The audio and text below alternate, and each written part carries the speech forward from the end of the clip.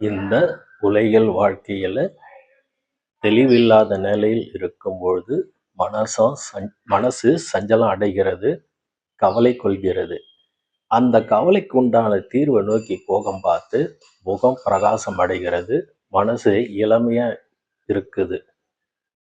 இந்த உலகில் வாழ்க்கை பிரச்சனையில முக்காவாசி நாம் தான் காரணம் என்று பக்குவம் வர பார்த்து அப்பவே பாதி பிரச்சனை நம்மளை விட்டு போக ஆரம்பிச்சிடும். அந்த பிரச்சனையோட மூலம் ரூட் காசுன்னு சொல்லுவாங்க.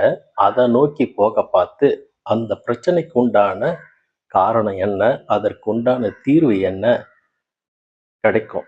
அப்படி கிடைக்க பார்த்து என்றுமே சந்தோஷம் தானே, என்றுமே மகிழ்ச்சி தானே.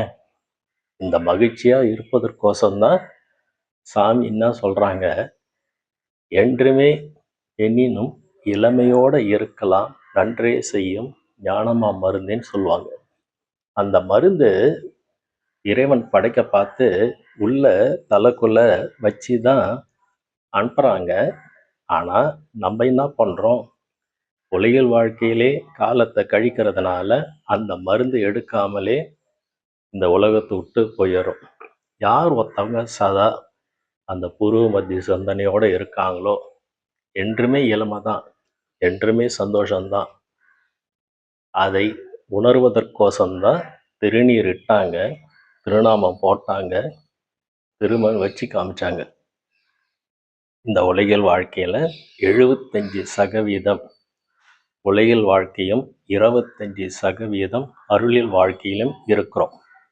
யார் ஒருத்தவங்க 75% அருளில் வாழ்க்கையும் 25% உலகில் வாழ்க்கையிலும் மாற்ற ஆரம்பிக்கிறோமோ அப்பவே அந்த மாற்றத்தை உணர ஆரம்பிக்கலாம். யார் ஒருத்தவங்க சதா அப்படி நினைவு உணர்வோம் அந்த பூர்வ மத்தியிலே இருக்க ஆரம்பிக்கிறோமோ பார்த்தீங்கன்னா அவங்களோட பழக்க வழக்கங்கள், எண்ணங்கள் எல்லாமே மேல்நிலையில இருக்கும். இந்த உலகில் வாழ்க்கையில இந்த கண்களால பக்கத்து வீடு, எதிர் வீடு பார்க்குறோம், விசாரிக்கிறோம்.